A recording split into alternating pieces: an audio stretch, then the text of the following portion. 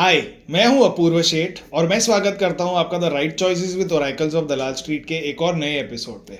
इस शो में हम एक ही लक्ष्य के साथ आगे बढ़ रहे हैं कि real world stock market heroes से एक्शनेबल और इंसाइटफुल रिकमेंडेशंस लेके आपके सामने प्रस्तुत करें ताकि आप एक बेहतर ट्रेडर और इन्वेस्टर बन सकें।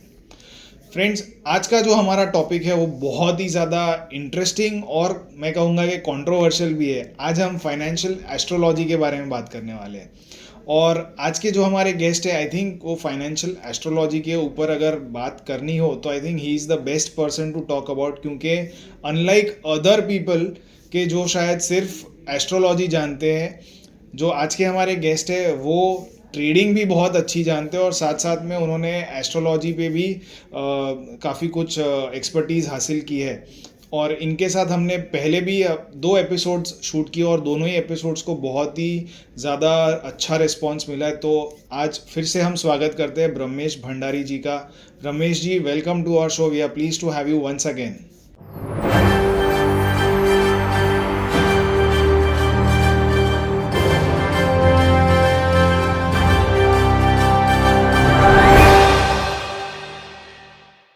Thank you Apoorv ji. Thank you to the Samco team. Hope आप सब लोग अच्छे होंगे। और ये शूट भी हमारी हो रही है, संक्रांति का त्योहार आ रहा है, तो hopefully things will go better. Yes, absolutely. तो आप 2008 से आप मार्केट्स में काफ़ी एक्टिवली इन्वॉल्व है। आप एक जी। ब्लॉगर हो और ब्लॉगिंग के साथ साथ टीचिंग, कोचिंग और ट्रेडिंग सारी चीज़ें जी। कर रहे हो। So I think very nice moment to learn from you something different. तो मैं मेरा एक पर्सनल ओपिनियन मैं बता दूं कि अब तक, आज तक मेरा ये ओपिनियन था कि फाइनेंशियल एस्ट्रोलॉजी इज़ ऑल हम्बग या कुछ काम में नहीं आता है या ऐसा है। सो और मैं अपने व्यूअर से भी कह दूं कि हमने पहले कुछ भी इसके बारे में डिस्कस नहीं किया है। जस्ट मुझे ब्रह्मेश जी ने ये टॉपिक दिया कि मैं इस चीज़ पे बात करना चाहूँगा और मैं कहा कि yes, why not. If it is coming from you, I am sure कि कुछ अच्छा ही होगा। तो I I hope and I think के एक एक घंटे बाद जब हमारा ये रिकॉर्डिंग शायद ख़त्म होगा तो मेरा जो आउटलुक है ये चीज़ के बारे में ये बदल जाएगा। So it's a big big challenge to you also, Brahmesh ji.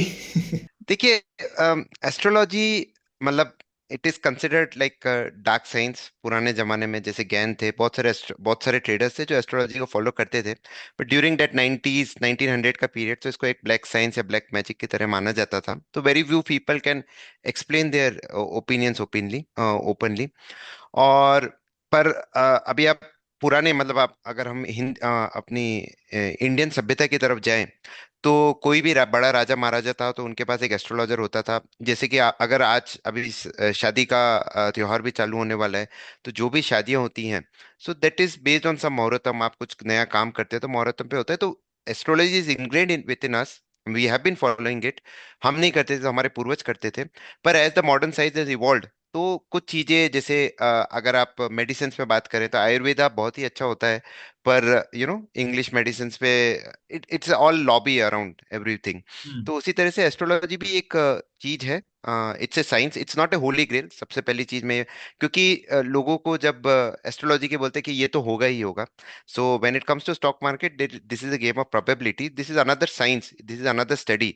And more important, it's not a holy grail कि भाई जो ट्रेड लिया वो वैसा की वैसा होना चाहिए, रिवर्सल आना है तो आएगा ही। हो सकता है, बिकॉज सी उसको आप ऐसा समझिए कि there are 9 planets which we know, which everybody knows, we have been studying from our early education system। उसके अलावा भी बहुत सारे planets हैं जिनका हमें भी पता नहीं, जिसके ऊपर रिसर्च चल रही है। तो किसी ना किसी हेवनली बॉडी का इम्पैक्ट आ जाता है।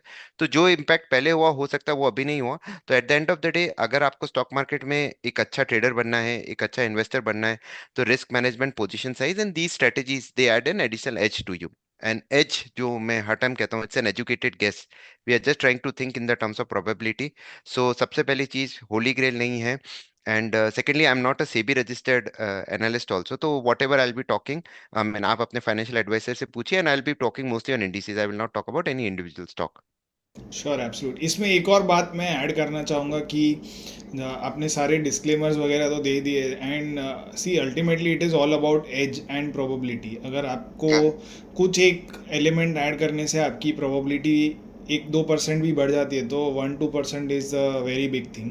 आपके एंड पोर्टफोलियो में एक्स्ट्रा अल्फा आ जाता है, यस या ट्रेडिंग एंड अकाउंट में एक्स्ट्रा अल्फा आ जाता है। करेक्ट। यस एंड दूसरी बात यह है कि जो चीज़ को हम समझते नहीं है उसको हम हंस के नकार देते कि ये तो काम ही नहीं करता, लेकिन अगर आप करेक्ट। इन डेप्थ अगर उसमें उतरेंगे तो आपको शायद उस चीज़ के पीछे का लॉजिक भी समझेगा, साइंस भी समझेगा, एंड मे बी शायद आपको अपील करे नहीं करे अलग बात है, लेकिन आप उसको समझ के फिर उसको नकारे तो ज़्यादा बेटर है आई थिंक. तो करेक्ट। करेक्ट। ये हम पहले गैलीलियो के टाइम पे भी he was laughed at initially and then right right right. everyone ये started proving his studies and things correct. happened. और हम भले बाकी एस्ट्रोलॉजी या जो दूसरे प्लैनेट्स है उसको अगर हम नहीं माने, लेकिन the most closest heavenly body is moon, और मून। Moon correct. का इम्पैक्ट तो हम प्रैक्टिकली अपनी आंखों से देखते हैं कि when the moon is closer तो हाई टाइड्स आती हाई है, low tides and tide. Low so the tides. Tides in our ocean is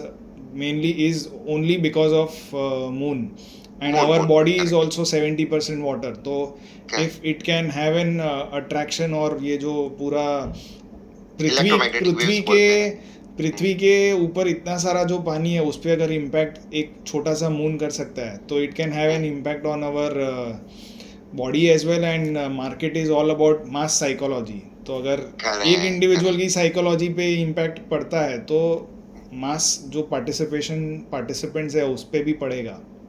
correct. So correct. But correct. I ये टोटली एग्री। इतना कॉम्प्लेक्स और इन डेप्थ है कि शायद ये सबके समझ के परे की बात है, तो इसीलिए हम हंस के इसको निगलेक्ट ही कर देते हैं. But I think just like everyone else, even I want my views to be challenged, and शायद आज आप वो कर सके. हाँ देखिए, इसमें क्या होता है, जैसे अब एस्ट्रोलॉजी को छोड़िए, क्रिप्टो के ऊपर बात करते हैं, तो crypto was also disregarded, bitcoin कुछ भी नहीं है, नहीं, even lot of good good investors told like this, even JP Morgan के जो सीईओ थे जेमी डायमंड, उन्होंने ने भी भी यही कहा कहा था, था. कहा, right, but eventually things progresses, तो कोई भी चीज को, जैसा आपने बोला, इट्स ऑल सी, अगर हम किसी चीज को अप्रोच करेंगे विद ए माइंडसेट ये तो चलती ही नहीं है, तो वो कभी नहीं चलेगी, because at the end of the day anything you do in life is all about conviction. तो आप उस चीज को समझिए, उसको इम्प्लीमेंट करें, हो सकता है चले, हो सकता है आपको सूट करे, नहीं करे, so that is perfectly okay. जैसा आपने सही कहा कि एक बार स्टडी कीजिए, if it appeals you well and good, if it doesn't appeal you, you have lot of things to be, it's not like that सिर्फ astrology drives the market, there are so many things which can work for you, so you need to find your edge and you need to stick to it. हाँ sure, तो और चलिए अब इसमें हमने. एक और चीज मैं ऐड करना चाहूंगा, जो आपने न्यू मून और फुल मून की बात की थी, जो कोविड का बॉटम लगा था 24 मार्च 2020, उस दिन भी आप देखे, आपका I think there was a moon cycle, I think there yes, was आपने अ, आपने हमारा जो प्रीवियस डिस्कशन उसमें हुआ भी था हमने उसमें हमने ये टॉपिक कवर किया, तो मैं ऊपर ये करेक्ट। जो अपना आई बटन है यहाँ पे वो एपिसोड की लिंक छोड़ दूंगा. So all the viewers who are watching this right now, भले ही आप हंसो, लेकिन ये जो न्यू मून फुल मून वाली जो साइकिल है उसी वक्त ट्वेंटी बहुत फोर्थ सारे मार्च को रिवर्सल्स, करेक्ट। बहुत सारे रिवर्सल, सिर्फ वो कोविड वाला नहीं लेकिन उसके अलावा भी बहुत सारे रिवर्सल्स हमने उसी के आसपास देखे हैं. करेक्ट। करेक्ट। राइट, तो seven five you one can. One का लो बना था 24 मार्च 2020 को. It was exactly new moon day, plus it was a double lunar cycle date, so probably that's a bit complex topic, but हाँ, आप सिर्फ new moon full moon को भी track करेंगे तो you can figure out that how beautifully market turn when all world was going wrong.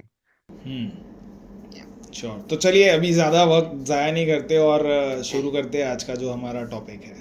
तो stock market astrology, is it a fact और ए fiction, ये मैंने अपनी प्रेजेंटेशन का नाम रखा है. I have covered, I mean it's a very very in depth topic, तो मैंने सिर्फ छोटे से एग्जांपल लिए हैं, so which are easy to implement for the viewers, और उसमें कोई कॉम्प्लेक्स कैलकुलेशंस नहीं रहेगी. तो पहले हम थोड़ा सा ब्रीफ हिस्ट्री समझ लेते हैं, फाइनेंशियल एस्ट्रोलॉजी क्या होती है.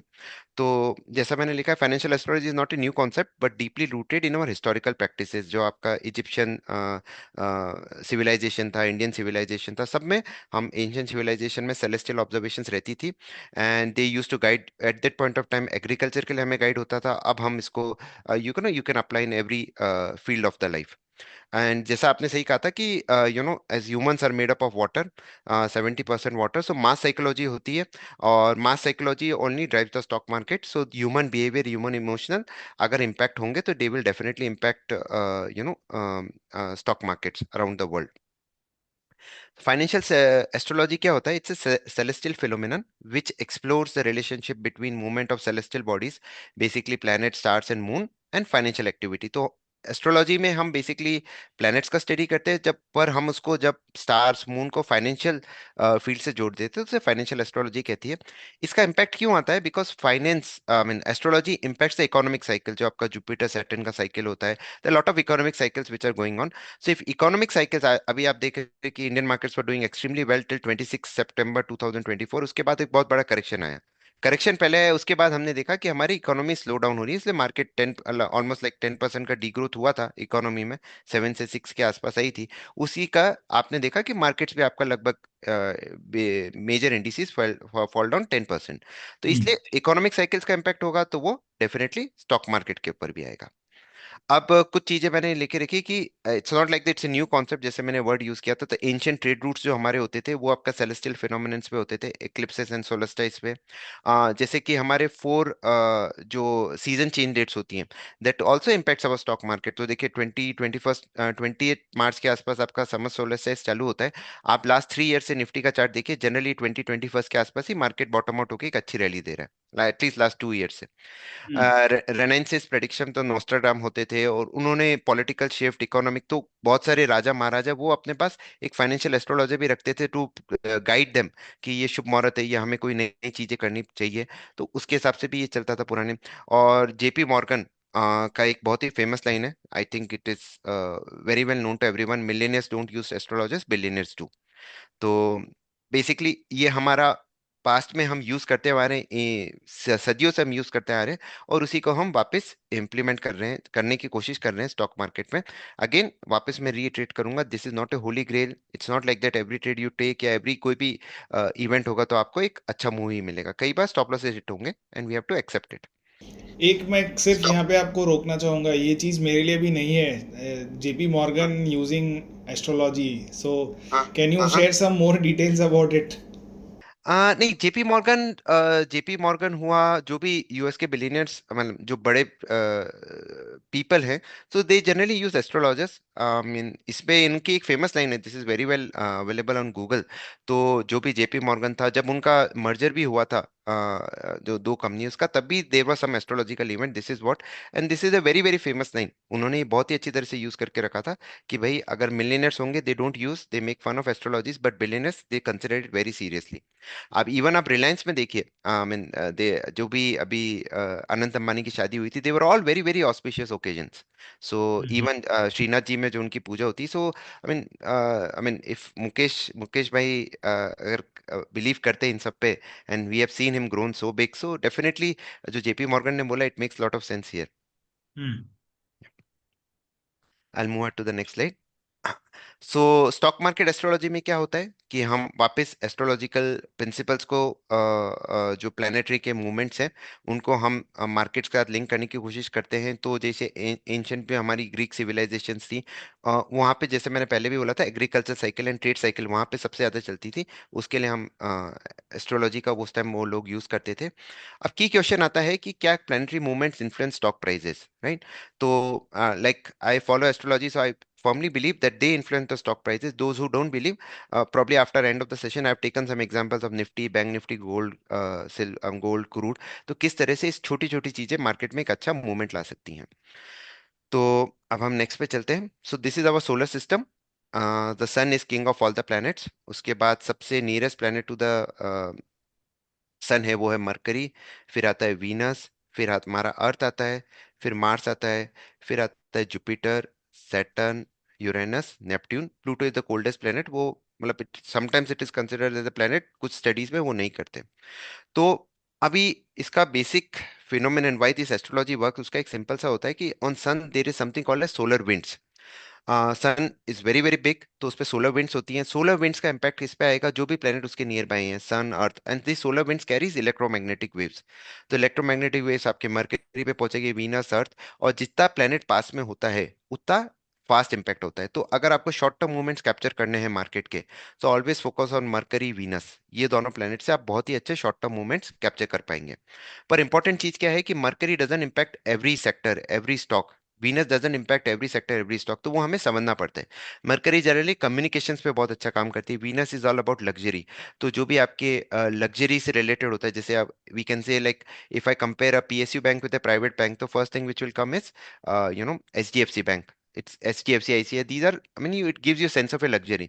तो उन पे वीनस बहुत अच्छा इंपैक्ट करता है। मरकरी आपका it impacts you a lot on telecommunication, brokerages.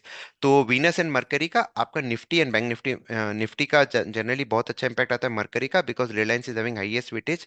Venus का ज्यादा इंपैक्ट होता है बैंक निफ्टी पे, because HDFC bank is highest weightage. तो कोई भी आपको इंडिसेस में कौन सा प्लेनेट विल इम्पैक्ट दैट, तो आपको उस इंडिसेस का सबसे पहले वेटेज समझना है। वेटेज में जो हाईएस्ट स्टॉक है उन पे अगर जो प्लेनेट इंपैक्ट होगा तो उनका उन पर्टिकुलर इंडिसेस पे भी इंपैक्ट होगा। जुपिटर जैसे आपका it impacts a lot on bank nifty again. And when it comes to saturn आपका oil and gas sector पे anything which related to hard work उस पे impact करता है।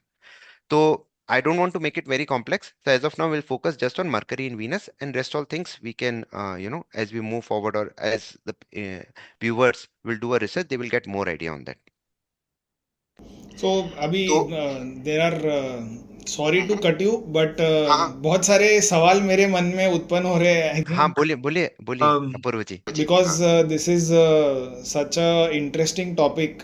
तो ये हम्म। जो आई एम श्योर कि थोड़ा शायद ये डाइग्रेस भी हो सकता है, बट नहीं नहीं जस्ट नहीं, फॉर द सेक प्रॉब्लम ना हो, ऑफ क्लैरिटी। क्लैरिटी एंड जो एक क्योंकि जो इंक्विजिटिवनेस है, क्वेश्चंस, हाँ जो क्वेश्चंस आपके पास आएंगे हो सकता है हमारे व्यूअर्स के पास भी आए, तो डेफिनेटली यू तो प्लीज ये गो अहेड एंड। जो आपने कहा कि मर्क्यूरी और वीनस, तो वीनस का लग्जरी पे इम्पैक्ट करता है और मर्क्यूरी टेलीकॉम सेक्टर पे या टेलीकॉम पे इम्पैक्ट होता है, टेलीकम्युनिकेशन, तो कम्युनिकेशन पे सबसे टेली ज्यादा इम्पैक्ट होता कम्युनिकेशंस पे, तो why is that the case? है। Why is that the case? See देखिए, वीनस को हम शुक्र बोलते हैं, इससे प्लेनेट ऑफ लग्जरी, तो जो हमारे पूर्वजों ने स्टडी की है। और मरकरी में जब भी कुछ ऊपर नीचे होता है तो कम्युनिकेशन पे बहुत फर्क पड़ता है। सो this is the characteristics of that particular planet. और जो हमारे ये, और ऐसा नहीं कि ये मैंने इन्वेंट किया है, ये सदियों से ऐसे ही चले जा रहा है। If you just go and search in Google की मरकरी इंपैक्ट्स विच प्लेनेट, तो सबसे पहले इसलिए मैंने यहाँ पे थोड़ा सा लिख के रखा है। तो mercury represent communication and information flow. So communication आप सबसे ज्यादा होता है टेलीकॉम पे, तो टेलीकॉम पे होगा तो रिलायंस का सबसे ज्यादा इंपैक्ट होगा। जैसे मून की बात करते हैं, तो मून किसको इंपैक्ट करता है सबसे ज्यादा? वाटर को, जैसा आपने अभी थोड़ी देर पहले बोला था। अब हम्म। आपको ऑयल एंड गैस निकालना है, तो वो आप सबसे ज्यादा कहाँ पे जाएंगे? सी से ही टी निकलता में। है, राइट? तो इससे मून पेट्रोलियम को इंपैक्ट करता है। Jupiter is the planet of expansion, growth. Growth अगर किसी में इकोनॉमी में चाहिए तो वो कैसे आएगी? आपके जीडीपी बढ़े। जीडीपी सो बढ़े, जीडीपी बढ़ने के लिए your banking sector should be the most strong, right? तो Jupiter is a planet of expansion and growth, so इसलिए सबसे ज्यादा बैंक्स को इम्पैक्ट करता है। वीनस के ऊपर आइए, तो वीनस कोई भी जो any person who is living a very good life, तो उनकी उनके लाइफ में लग्जरी होती है, पैसा बहुत होता है, तो पैसा, Venus is a planet of luxury. तो अब इसमें आपको फिर इसमें हम अपने कॉन्सेप्ट, हमें अपने कॉन्सेप्ट एक बार समझने के बाद, अब मैं बैंकिंग को कंपेयर करूं तो बैंकिंग में दो बैंक्स आ जाएंगे। एक तो वीनस, वीनस आपका गोल्ड को इम्पैक्ट करता है, तो पैसा है, पैसा है तो बैंकिंग को इम्पैक्ट करेगा। अब बैंकिंग में भी दो होती है, एक पीएसयू होता है, एक प्राइवेट बैंक्स होते हैं, एचडीएफसी, आईसीआईसीआई, आईडीएफसी बैंक। अब as an individual if I ask you to go where you will get better services, what will be your answer? Private sector banks. Private sector bank में, HDFC में जाएंगे, so that is where they impact, उनका impact Venus पे रहेगा। तो ऐसे हमें we have correlate the things. Hmm. Got तो इट। राइट, इसी तरह से सैटर्न होता है, Saturn is the planet of, मतलब ये आपको बहुत हार्ड वर्क करवाएगा। हार्ड वर्क आपको किस सेक्टर में रहता है सबसे ज्यादा? जो इंफ्रास्ट्रक्चर, कैपिटल गुड्स, ये टाइप के जो। Metal goods, and more important steel sector, right? आपको स्टील में माइनिंग करनी पड़ती है, फिर स्टील को अगर आपको बनाना होगा तो you metals have and to, mining. Correct. So and this is way Saturn and Jupiter, they are they, मतलब जो लॉन्ग टर्म ट्रेंड्स होता है मार्केट इकोनॉमी का, वो यही डिफाइन करते हैं। सैटर्न कैसे इंपैक्ट करता है? Because steel is backbone of any economy. कोई भी इकोनॉमी का बैकबोन स्टील होगा। अगर 2008 में जो हमारा बड़ा क्रैश आया था, तो steel sector was totally down, right? Economy आपकी पूरी डाउन थी क्योंकि स्टील सेक्टर डाउन था, तो उसके कारण सेक्टर का इम्पैक्ट आया था उधर। तो ऐसे you to correlate the things. And ये कोरिलेशन करने में क्या होता है, अभी हमें क्या करना है, मैंने एक चार्ट खोला, मैंने आरएसआई का चार्ट लगा दिया, अगर 70 के ऊपर ओवरबॉट, यू नो 30 के नीचे oversold, these are basic concept, तो these are known concept. Now these concept when I start talking about, it becomes little bit complex, and our brain is a lazy brain, वो brain कभी काम करना नहीं चाहता है, राइट। तो वो जैसे ही ये सब चीजें आती है बोलते हैं, ये सब बकवास है, छोड़ दो इसको। सो that is one of the reasons why astrology, why crypto, even I was not believing on crypto when I started. अभी भी मैं क्रिप्टो को नहीं समझ पाया हूँ। पर yes, there are people and we are seeing in the price, right, bitcoin went from what 20,000 to 1 lakh और समथिंग, राइट। तो हमें ऐसी चीजों को समझना पड़ता है, we have to put some efforts over it, then only we can understand things. और क्या क्वेश्चंस आ रहे हैं आपके मन में? नहीं, फिलहाल के लिए तो इतने ही थे, ये दो ही था। राइट। तो ऐसे हमें कोरिलेशन करना पड़ता है, इसलिए मैंने थोड़ा सा जो जो हम मेजर प्लैनेट्स को करते हैं डिस्कस, जो आज हम करेंगे, सन। देखिए, सन होता है, sun is king of all the planets, right. अब किसी भी कंट्री में किंग कौन होता है? If it is a democratic country like India, prime minister और प्रेसिडेंट, जो भी राइट, जैसा। The government is the king, right. Prime minister है, प्राइम मिनिस्टर तो आते जाते रहेंगे, पर गवर्नमेंट तो रहेगी कोई ना कोई, कभी नरेंद्र मोदी जी होंगे, कभी कोई और होगा, right. So it is the government. So government overnight, आज आज आप देखते हैं MGL IGL, just to take one example, उसमें गैस एलोकेशन कम ज्यादा होता रहता है, प्राइसेस इतनी ज्यादा फ्लक्चुएट होती है। 2000 का स्टॉक 1200 1300 भी आ गया था MGL, right, in a small matter of time. Government की पॉलिसी चेंज हुई, चीजें चेंज हो गई इधर, right. So sun is a leadership. तो सन सन का इम्पैक्ट सबसे ज्यादा किस पे रहेगा? अगर मैं अभी आपसे पूछूं किस स्टॉक सेक्टर पे रहेगा, तो आपका क्या आंसर होगा?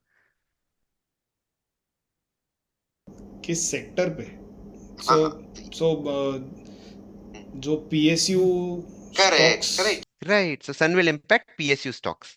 तो ऐसे अब आप देखिए, आप भी कोरिलेट कर पाए, क्योंकि जब आप ये कॉन्सेप्ट समझ जाते हैं। और इस ये कॉन्सेप्ट सन क्यों करेगा पीएसयू पे? क्योंकि सन इज किंग, राजा है। अब राजा कौन है? गवर्नमेंट होती है। गवर्नमेंट, दे अगर डिमोनेटाइजेशन करना है, कोई रोक थोड़ी सकता, गवर्नमेंट ने डिसाइड कर लिया, हो गया। तो they can change things within matter of minute seconds, right, within matter of days. उसी तरह से PSUs generally get impacted by sun. Moon आपका पेट्रोलियम ऑयल एंड गैस पे इंपैक्ट करता है। Moon is about emotion, so intraday में बहुत काम आएगा। मरकरी जैसे हमने समझा है कम्युनिकेशन पे। Jupiter is a planet of expansion, तो बैंकिंग पे अच्छा इंपैक्ट रहता है। वीनस जैसा मैंने आपको बताया लग्जरी के ऊपर होता है। तो these are the basic things जिसके कारण ये काम कर पाते हैं, ओके। राइट। और कोई डाउट्स हैं अभी आपके? नहीं, फिलहाल एक है सवाल, मैं लेकिन थोड़ा बाद में पूछता हूँ, थोड़ा आप भी अपना फ्लो में रहिए। नहीं नहीं, कोई प्रॉब्लम नहीं, पूछ लीजिए, कोई प्रॉब्लम नहीं है सो ये। एक्चुअली हम हाँ। लोग भी अभी एक स्टडी कर रहे हैं। आई थिंक जब तक ये एपिसोड आएगा तब तक शायद हमने वो स्टडी करके ये पब्लिश कर दी होगी, but nevertheless I wanted to ask your opinion also. तो हम मेरे दिमाग में एक जब मैं मेरी टीम के साथ कल एक डिस्कशन कर रहा था, तो suddenly a thought came up कि जुपिटर इज जो जो अभी हम कुंभ मेला शुरू होने वाला है। So correct correct. 13 जनवरी से ये कुंभ मेला 13 जनवरी। शुरू हो रहा है, और इट इज़ बेसिकली जुपिटर जो प्लैनेट है उसकी जो मूवमेंट है, हर उसका 12 साल का एक पूरा रेवोल्यूशन होता है फर्स्ट सन के revolution around. Around the sun, correct और करेक्ट। वो जैसे राशियों में, अलग अलग राशियों में घूम रहा है, तो उसके बेसिस पे वो डिसाइड होता है कि कौन से डेट्स में कुंभ मेला होगा। So correct does correct. This also have an impact on our markets? Right, तो जुपिटर पे इम्पैक्ट होगा। अब देखिए, आप इकोनॉमी के नजरिए से सोचिए। आप फॉरगेट अबाउट जुपिटर है, महाकुंभ है। I think there are more than 20 to 30 crore people who will be visiting, if I am not wrong, I am not sure of the exact figure. मैं योगी जी का कुछ इंटरव्यू सुन रहा था, तो उसमें मुझे ये फिगर ध्यान है। आप, आई mean, I stand corrected if I am saying तो समथिंग। 2019 में जो फिगर था, हाईएस्ट फिगर, सो अब तक के किसी भी कुंभ मेला या in fact I think hmm all over the world जो गैदरिंग कभी भी हम्म हुई है, तो वो उससे ज्यादा नहीं हुई है। तो एक साथ मतलब वो पीरियड में 30 करोड़ लोग विजिट करेक्ट किए थे। करेक्ट करेक्ट और करेक्ट। एक दिन में जो वो महास्नान का जो दिन होता है, वो शाही स्नान। 2019 शाही स्नान या महास्नान, तो हाँ। उसमें 5 करोड़ लोग ने एक ही एक दिन साथ पर डिप आए लिया थे। था, सो राइट। तो अब दैट आप वाज देखिए, वन इतने स्टार्ट, सारे एंड लोग। That is in 2019। अभी ये हाँ, तो 2025 तो में जो हो रहा है, वो तो उससे उसके डबल नंबर्स है। आई थिंक हाँ, प्रीवियस रिकॉर्ड्स तोड़ेंगे। तोड़ेंगे, आराम से तोड़ेंगे। और इस बार प्रिपरेशन भी अच्छी है, and we have good government in UP also who is taking care of all this things. तो अभी मैं आपसे सिंपली इस तरह से सोचिए, अगर 5 करोड़ लोग एक दिन में डिप जाते हैं, तो उस जगह की इकोनॉमी कितना बड़ा बूस्ट मिलेगा उनको, right. Hmm. Even I mean, अगर हम वेस्टर्नाइज कल्चर की तरफ चलें, तो टेलर स्विफ्ट के इवेंट्स को भी फेड ने ले लिया था, कि उसके कारण इकोनॉमी में एक्सपेंशन होता है।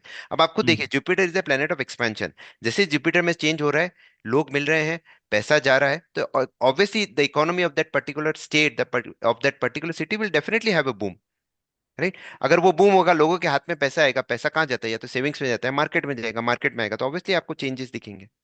यस। Right? और ये एक और चीज है कि अगर ये कुंभ है, दिस इज 144th साइकिल है, और there are 12 zodiac signs, square of 12 is 144। तो यहाँ पे भी आपको एक pure simple mathematics is, this particular Kumbh is 144th, जो ये महाकुंभ है, ये 144 ईयर्स में एक बार आता है। ओके। Right? तो ऐसे ऐसे छोटी छोटी चीजें, see at the end of the day same जगह हमें। पे ये 144 इयर्स में पहली बार महाकुंभ आ रहा है, ऐसा है? Correct, correct, correct. Okay, otherwise तो महाकुंभ 12 साल में नहीं, 12 साल आता में है। होता है, आता है, पर इसमें 144 ये कुछ स्पेसिफिक है। आप वो योगी जी ने ही बोला था मुझे, क्योंकि मैंने उनके इंटरव्यू में सुना था तब, because I follow 144 number a lot, तो उसके हिसाब से मैं इसको कनेक्ट कर पाया था। ओके।